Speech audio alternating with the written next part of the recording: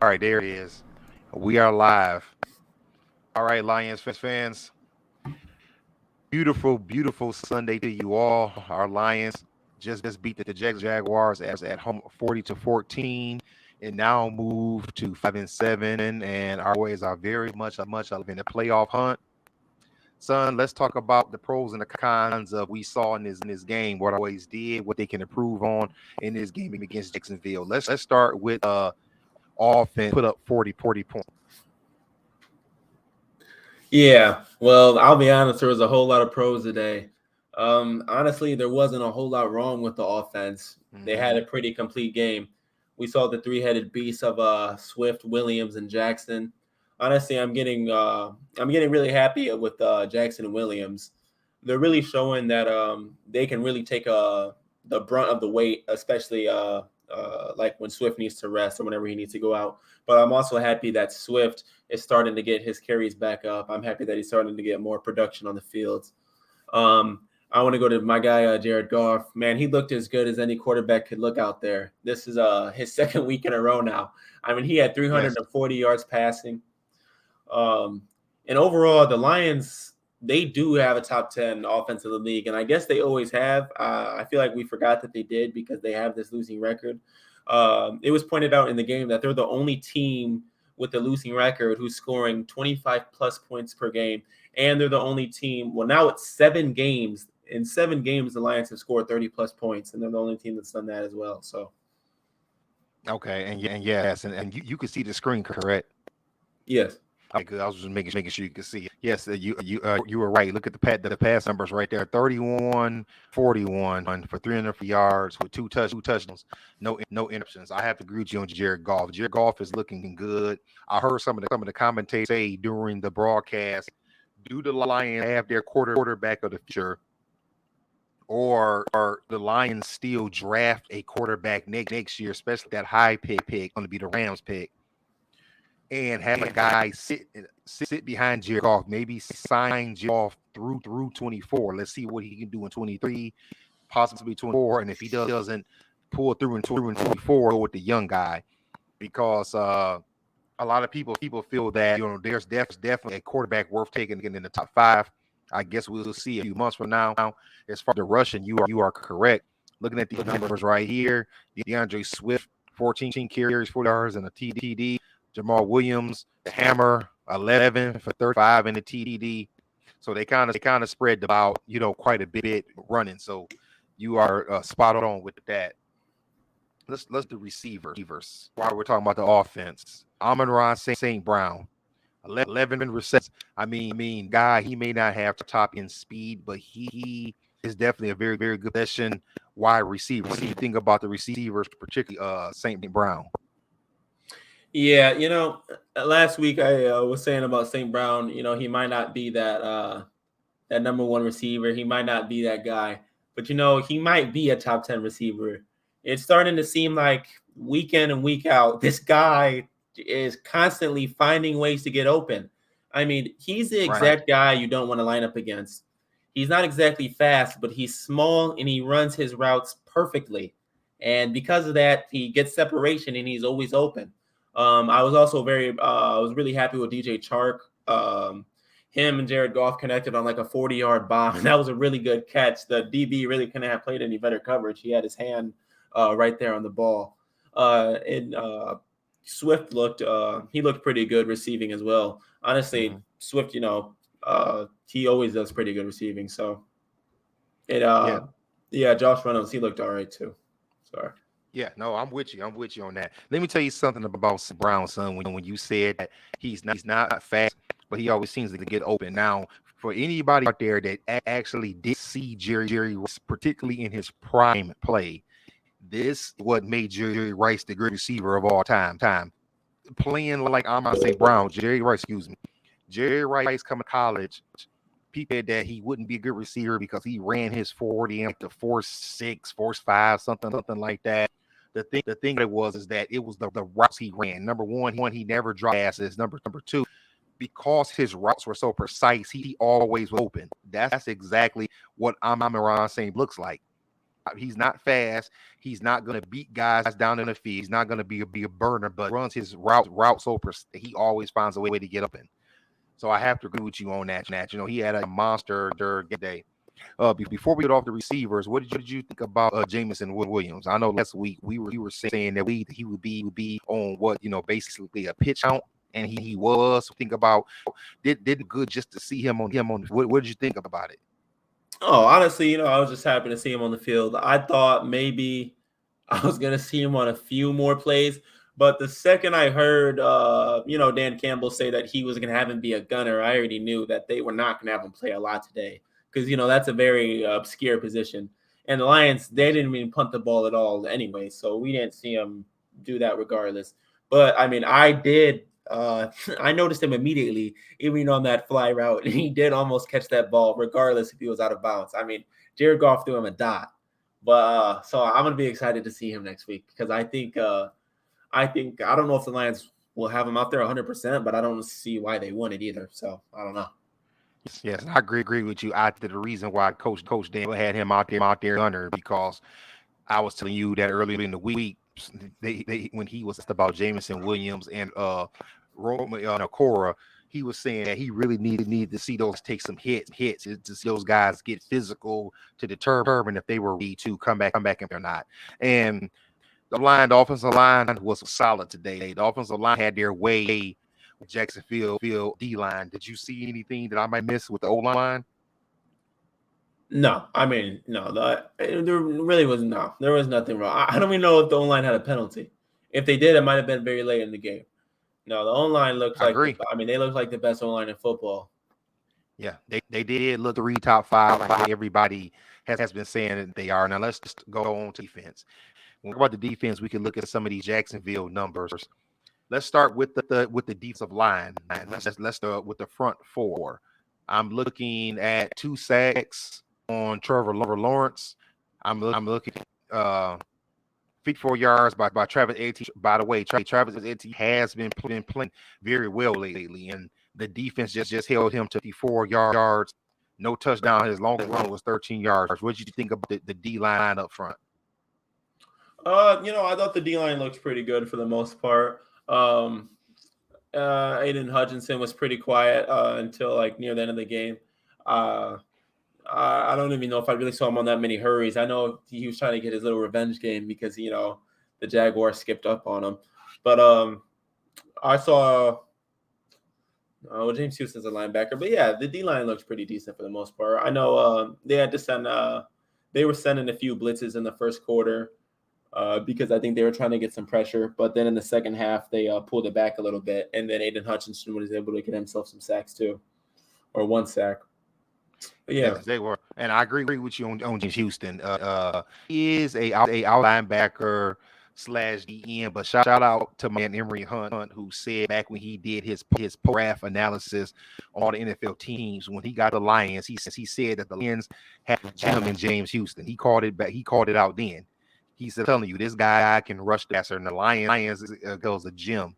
It's starting to look like the Lions had a good draft from the first round to the 7th round. To be honest. The more we look at this, I mean, we look at if you get the defensive numbers right here, Curbs of rookie, 8 tackles. He was all over the place. Now, the guy I wanted out was a linebacker. I want to ask you what you think about the linebackers. Alex Anzalone. I thought that he might player of the game offense. Yeah,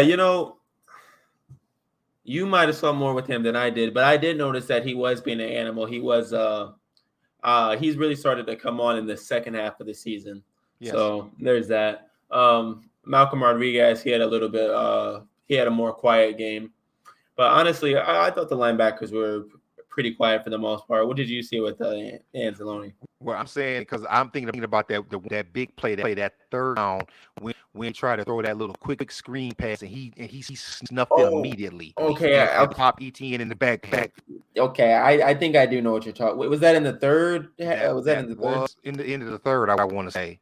And he also had a play in the fourth. I'm trying to remember. It was on the right side of the field. I don't remember who it was. It was against another play where he was right on his assignment, and he did not play to develop. I think his veteran leadership is kicking in. I think that he mentioned that the Lions have to learn how to win games in December. That he's excited that these guys have to learn how to games in December because he's been there before with the Saints. He's made the playoffs.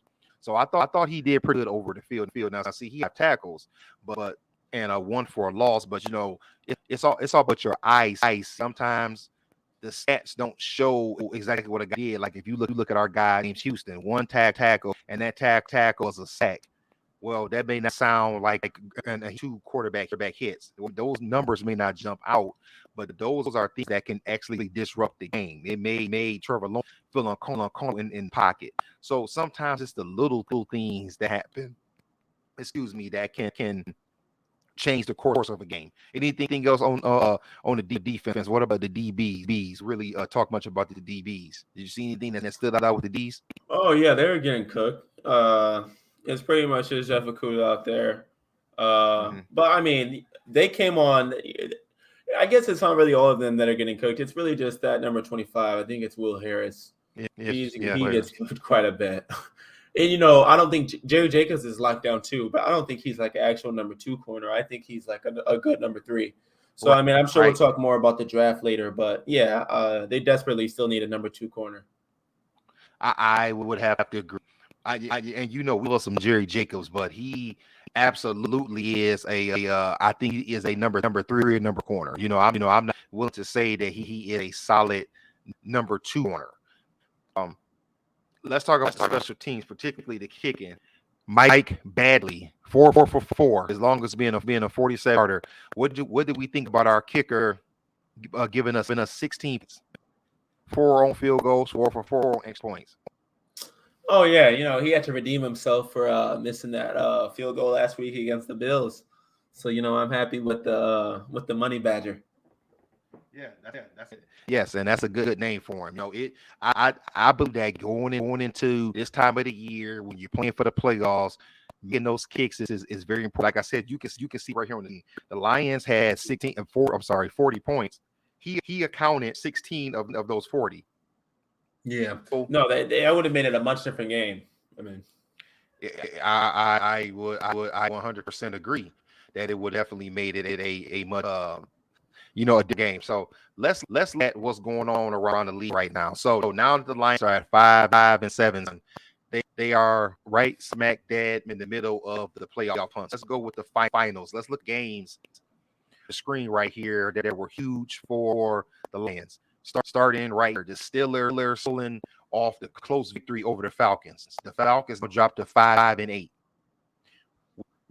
Is one's in the playoff hunts. That's good for the Lions. I didn't, and this first time seeing these scores, I didn't realize that the Packers won. So that puts them at 8. I was hoping the Bears would own. Oh, wow. So that ties them with the Lions.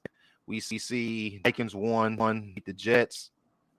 Come on, man. The Commanders tied. We needed to lose. Yeah, so the Lions are 1.5 games out from the wild card now. Right. Before you and I was watching a little bit of that Commanders Giants, and then I quit watching it. And they went to overtime. I didn't really end it as a tie. Okay, let's see. The Eagles. Didn't really matter. The Eagles in that game had no relevance. And needed that one. So now let's look at the games that are going on right now. That could be that could help us. If the Rams, they're not going to beat the Seahawks, I don't think. But if them somehow can hone and upset the Seahawks, that would help. The 49ers. I mean, I guess if the 49ers lose, that wouldn't hurt. But I don't know if catch the 49ers. This has no. That doesn't mean anything to us. Neither does Chargers. But then Monday night, this game could mean something. The Saints v Buccaneers. If the Bucks lose, yeah. If the Bucks lose, that means that things would be that much closer in the AFC, that terrible NFC South. Yeah. And so that game could be significant. I think the biggest game was the Falcons today. The Falcons losing to the Steelers. That's going to go a long way, with our boys with the Lions. So in the playoffs, going forward, the Lions. Oh, sorry, I messed up with what I was trying. going forward, now the Lions are now 5-7, which that they have 5 games to go. So if we schedule right here, we see what we have at home next week against Minnesota. Then on the 18th at the Jets, Christmas Eve at Panthers, New Year's Day against the Bears, and then a week later at Packers. The Lions need to at least go 4-1 the rest of the way, son. Let's talk about the game coming up. Let's talk about so a game that actually you and I and some family members will be at next week. Minnesota. Let's talk about let's get an early prediction. What do you see next week? What do you let's say what needs to happen for Lions to beat Minnesota next week? Okay. For the Lions to beat Minnesota next week, DeAndre Swift is going to have another game. I'm going to have to say he's going to have to get about 60 yards rushing, and he's have to have about it's going to have to be even. He's going to have about 60 yards rushing and 60 yards receiving, and I think he's definitely going to need to get a touchdown again. Jared Goff is going to have to – he doesn't need to get – he doesn't have to have 340 yards for them to win. Honestly, he can just manage the game. I think he can I think we just need to depend on Swift. I think I don't think we're going to be able to depend on Jameson Williams as much as the fans want us to. I'm sure he'll be on maybe a little bit of a snap count. But honestly, the Lions just need to keep rolling. I mean, they just need to keep playing how they've been playing, and I think they'll be able to beat the Vikings. Personally, I think it's a must-win game. I don't think you want to. I don't think you want to go down 0-2 to an in-conference rival. So. I agree, son. I agree. It's definitely a must-win game because if they don't beat the Vikings next week, that means that they have to basically go 4-0 those last 4 games, which is possible. But we shouldn't, necessarily, we shouldn't necessarily have to do that. The Vikings in the playoff team, the Lions. I think you mentioned this a few weeks ago, and the Lions have to start beating some of these playoff teams. If you look at their last few wins, they've won 4 or 5. The only playoff team they beat was the Giants. The Packers are hanging on thread. The Bears are not going to the playoffs, and the Jaguars are not going to the playoffs. They were right Thanksgiving with the Bills, which it did feel good to be right there with that, with the Bills. But I agree, they have to start beating some of these playoff teams. Beating Minnesota, I think, would be a huge their confidence. Not to mention, out of their last 5 games, 3 of them are on the road. I agree with you on Minnesota. I think that they have to play exactly how they played today. They have to contain Cook. They have to get pressure on Kirk Cousins, who is not going to route and not going to run.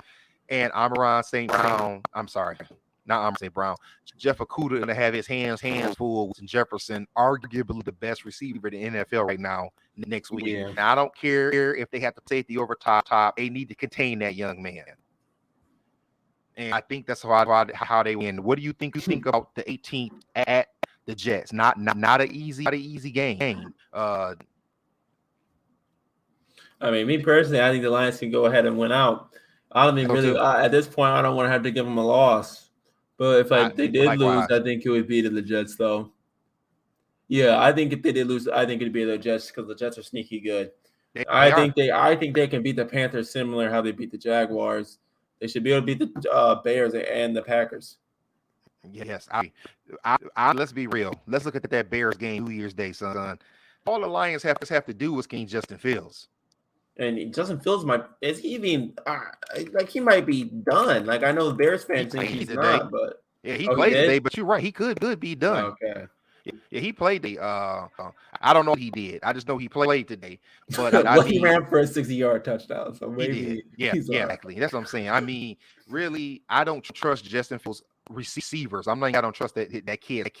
I don't trust his receivers. So Aaron Glenn needs to cook up something. Basically, he's gonna keep the pocket. And if he dares roll out, we need to hit him hard. If he dares roll out pocket. I mean, the kid can't throw the ball, so there should be. And his receivers are terrible. So I'm with you. I think that the Lions have a very good chance of winning out. And then game against, I don't know why it says to be determined for that Packers game. So they haven't decided on a time on that game yet. Wow, maybe. Or is that going to be a game possibly? I don't know. Maybe they'll put them in prime time or something. Maybe they'll make an 8 o'clock game or something. Yes, I think if it comes down to that game being the game that get the Lions to the playoff, you could see that game get next. You could Yeah, because see it it could be the be 4:25 game, or you could see it be the Sunday night game. wait, because the Packers also I noticed it really could come. That could be why, because the Packers also have one of the easiest schedules too. So the Lions Packers both went out. It could come down to that game. It could come down. It could come that game. So I'm going to agree with you. I'm going to say that I'm going to the Lions definitely can win out the rest of the way. I think it's ability for them to get all five games and actually end up 10-7 instead of 9-8, like we've been thinking about. But they look rolling. Dan Campbell has these boys finishing. It was just a matter of time. So that's what we have game this week, Lions fans. Now, if you're listening to this and you're a Lions fan and you have comment, let us know if you're going to be at the game next week. We're actually going to be at the game next week, so it'll probably be late Sunday when we actually record our show and give our thoughts on it. Hopefully, our ride home, we're talking victory and we have time to get our thoughts together on another Lions victory. But I agree with you. I think that the Lions can win out, even though Minnesota is the top team NFC North. Gotta agree with my man Steve Fezzik. I don't think that they're a great team. I think they're a beatable team. With that said, I believe that the Lions can come away with that victory. I mean, that would be a huge win at the 6-7. Any final thoughts on the game or the upcoming game? No. Let's just see him get this win next week. Okay, sounds good. Well, Lions fans, if you haven't already, like, comment, subscribe, hit the notification when you do, so we can keep talking Lions football. Other than that, we'll talk to you next week. Peace. Peace.